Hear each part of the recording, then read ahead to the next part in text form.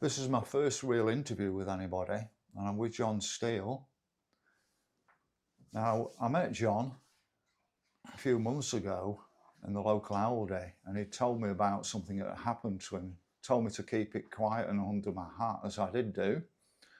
He's since been on GB News about it, but something happened to John in Rotherham Town Centre when he was actually preaching, as he does do on a regular basis. So what I'll do is I'll let John tell you about what happened to him on that day in Rotherham Town Centre in his own words. Yeah, well, thanks for coming, Tim, and giving me this opportunity to share the events of that day. I'm a Christian, and I go into Sheffield, Rotherham, other places when I can and share the gospel. I believe that the greatest problem in our nation is a spiritual problem, and that Jesus Christ is the answer to that problem. And so I go out onto the streets when I can and engage with people. We've all got worldviews, we've all got a belief system, we're all living our lives a certain way. So I try and challenge people as to why they live or do, or what they believe and why they believe it, and try and introduce them to the scripture. So this day, as I came into Rotherham, they got the armed forces in that day. Actually, I didn't realise.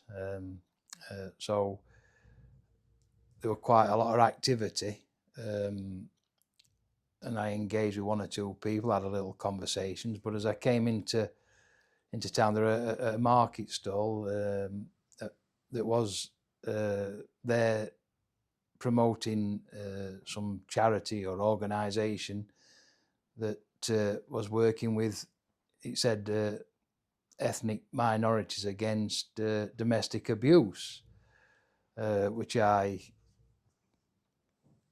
think is an awful thing. I mean, and domestic abuse happens in every culture, it's not just one culture or one ethnicity. I mean, domestic abuse happens across the board. But obviously, as I looked at this, it was a bit sad that it were just for ethnic minorities, because obviously in Rotherham there's been abuse on a mass industrial scale. I mean, 1,400 girls have been abused sexually. It's horrendous. Raped, tortured. So I just wanted to engage, and my question was, because I asked the lady that was running it if she was a Muslim, because she had a head covering on, and she said yeah. So my question was to her, and my question is because I want people to think. I mean, she probably didn't even know what the Quran says, but you're hoping that it will cause people to think about the worldview.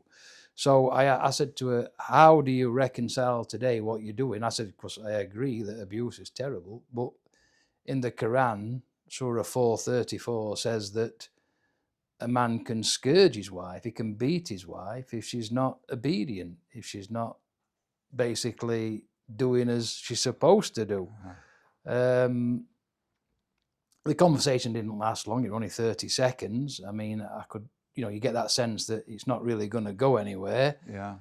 So I just said, look, Jesus taught men to love their wives, to honour them, to protect them, not to beat them, and that I asked, that she might consider the love and forgiveness that's in Jesus Christ, and I moved on. And then I preached I went about 200 yards down the market. I preached the gospel for about 20 minutes, and I was talking to a couple of Christians that came talking to me. Then I moved a bit further on, and so after it must have been 45 minutes to an hour after that conversation with a Muslim lady at the stall, and all of a sudden a policewoman pulled up on a push bike, and she says, "Oh yeah, you match the description. We've had a complaint, of a hate, a non-crime hate incident.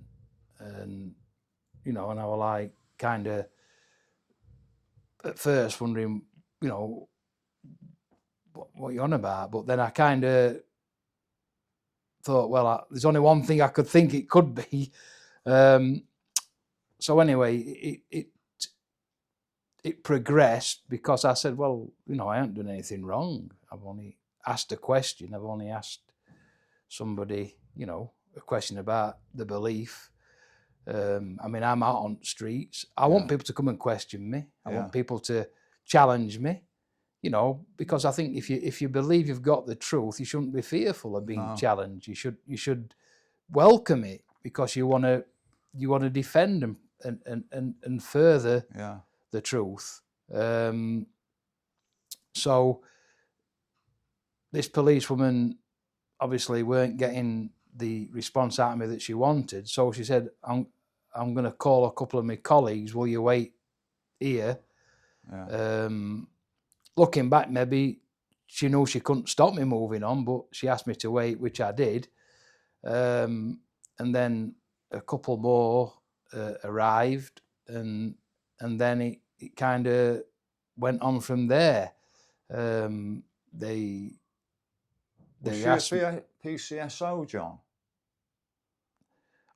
I mean, I don't know if she.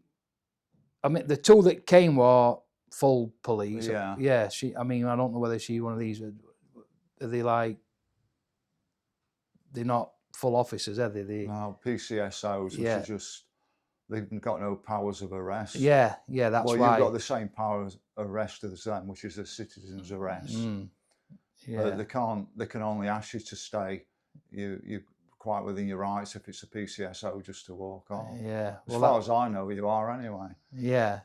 I mean, so it's a long time since I've really, had this kind of engagement with the police. So, but obviously the two colleagues she called were police. They were, and so it engaged from there. So they wanted me to give my name and address, and I've always been told unless you are being arrested, and charged, then you don't have to give any details. And so I said, well, I've done nothing wrong, so I'm not giving any details. Well, they said, well, we want to put down a non-crime hate incident. But so I said, well, if it's not a crime, it's either why should I give my details? You're telling me I've not done anything wrong, and yet you're telling me I've committed a hate crime. And they said, if you don't give us your details, then we'll arrest you.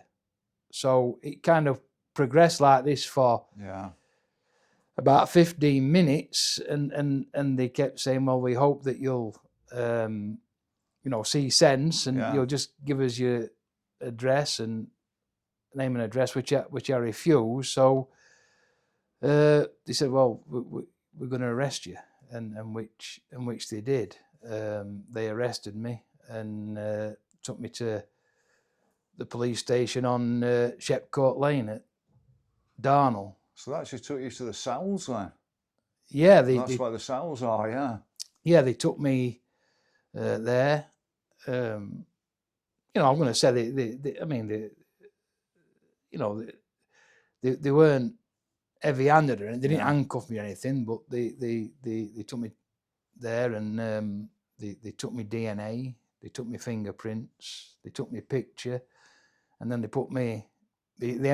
They emptied everything out of my pockets. They went through everything, and then they stuck me in a cell. And then I weren't there that long, but then an officer came and he opened the hatch and he said, if you just give your name and address, you can go. Yeah. I said, well, you've just emptied everything out of my pockets. You know my name, address, you've got everything. You've got my bank card, you've got everything. So so you know my name, you know my address. So, Anyway, he went, and then, I don't know, after about 20 minutes, half an hour, they came and took me out of the cell, took me back to the desk with the charging officer, and he gave me a printout. He said, "Here, this is your day in court. If you don't arrive that day, then there'll be a warrant put out for you to arrest." And so then they drove me home, and so then from there I contacted some lawyers. It's called Christian Concern, but they have lawyers that will defend people that are, they really are trying to stand up for freedom of speech in this country, and they do a good work. And so I contacted them, explained the whole situation. They said, "We're going to defend you. We're going to, we'll." So I can't remember how long it went, but maybe about 3 weeks after incident, I went to court, and that was a bit of a. Oh, so you actually ended up in court, John. I didn't realise you'd ended up in court. Yeah, I went to court. I thought it had been quashed before court. No, I went to court on the day. Gentleman from came up to be with me and support me, but the lawyer came through on, by live feed. So anyway, I went into the court, and what happened was they asked me to confirm my name and address. They read the charge, and the strange, because I believed I was being charged for refusing to give my details. But when they read the charge, they actually read about the non-crime hate incident. So, but anyway, they read the charges out and they said, "How do you plead?" And I said, "Not guilty." And it kind of, the look on the faces, and they kind of looked a bit put out. And anyway, there were about, I think there were about three judges here that were sat up. So anyway, but main one, he got to my lawyer as he were communicating with him. He said, "This courtroom is only for those that plead guilty." So obviously they thought I was going to come and plead guilty. So anyway, there was some dialogue, and then they said, "Right, we're going to have to move you to another courtroom." Where was this court, John? This is at West Bar, isn't it? West Bar in Sheffield. Magistrates That court. big new one, Magistrates. I know what you mean, it's a massive new building. And so they said, "You have to move you to another courtroom." So we came out, and we, for about another hour or so, anyway, they took us into another courtroom, and I thought we were going to have to go through the same process. But judge says, "Just sit down at back, Mr. Steele, you're okay." And so he started to engage with my lawyer, and my lawyer said, "Look, we believe that Mr. Steele were, just doing what he's enabled, he's a right to do, his freedom of speech, So the judge were looking at the case, and he said, "Well, I'm looking at this case." He says, "There's no witnesses, there's no police statement." He says, what do you want me to do with this?" So the Crown prosecution asked that it would be suspended while they decided whether they wanted to prosecute me or not, so it was adjourned. We came away, and I think it was a week. I've lost kind of track of time now after this, but a couple of weeks later, maybe, my lawyer phoned up, and he said, "It's great news, isn't it?" I said, "What's great news?" He said, "Well, they've dropped everything, they've quashed it, they're not going to proceed. They don't think it's in the public interest to pursue it." So that's where it ended. That is what happened. So what about? Are you taking any further action against South Yorkshire Police, John? no, not at this minute. Not at this minute. No, I've not got any. Are you considering it, or yeah? I've had advice I should, and yeah. I mean, one thing is I'm waiting, and I've asked because I need to know that first and foremost that my name's been cleared and all these things have been removed I from understand that, yeah. from my record, and I'm still waiting on that. So then I'd have to speak to my lawyers and see what they suggest or whether they feel it's worth pursuing. So any it's further. still things are still not quite cleared up yet. No, it's not 100% clear, but as far as there's no prosecution. Oh, that's right. Yeah, that's the main thing. That's the main thing. Yeah, and the freedom of speech is something that is so important. And we can see it's been erased and all this hate crime is just a means of intimidation, really. And that's why. I mean, my personal opinion, but it's only my personal opinion, is that if South Yorkshire Police don't learn a lesson from this, who will they do it to next? If you know what I mean. That's why. But I understand you. This is the case of getting rid of your information off their records because you've not committed a crime, so they shouldn't be holding any of that data. So that's the first thing to do. But then it's like, my thing would be, well, how do you teach the police a lesson so that they don't pick on anybody for no reason again? Yeah, I mean, I was quite amazed. I mean, Christian Concern, who represented me, they did an article and they said how many of these non-crime hate incidents have actually been issued, and it's thousands. Is that in Rotherham or South Yorkshire? Well, I think nationally, nationwide, thousands. And what it is it's just a way, I suppose, as well of shifting somebody on, because they don't want to do, I remember years ago, I was preaching in Rotherham, and somebody came up and were very aggressive toward me, really aggressive.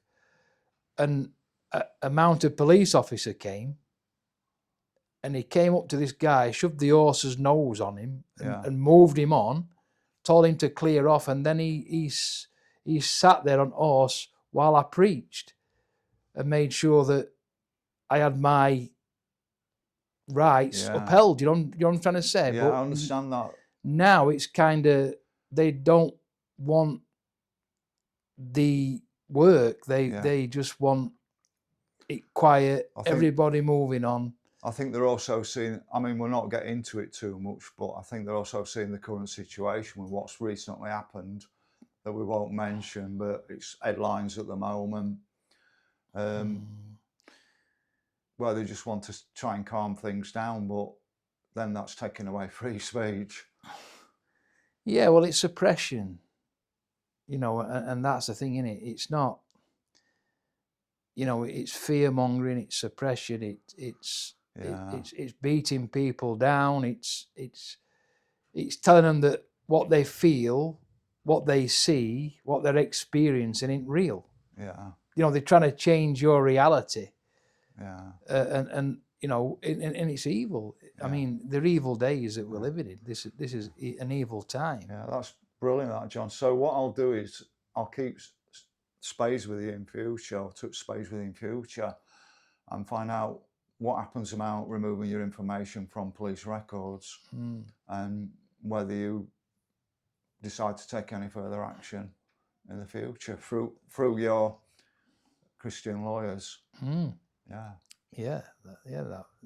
That's brilliant, that, John. You came across absolutely fantastic. It's much easier not being on GB News. Well, it's nice talking to somebody I know. I know we've chatted over years. I know we've got differences on quite a few things, but you know, we see and know that things aren't right. And Yeah, there's something quite wrong with the world, John, and I 100% agree with you. It's a spiritual war, this, and we're living in very evil times. yeah, but as a Christian, I would encourage people to open a Bible, that the answers are there, that and you know, there's a God who we can know, and that we don't have to live in fear and anxiety and dread, and we can know a peace and a confidence and an assurance that that there's a God that ultimately is going to be victorious, that he's going to deal with all this. And as a Christian, that's why I go out onto the streets. John, do you meet up with other people from, you know, other Christians in a sort of assembly anywhere?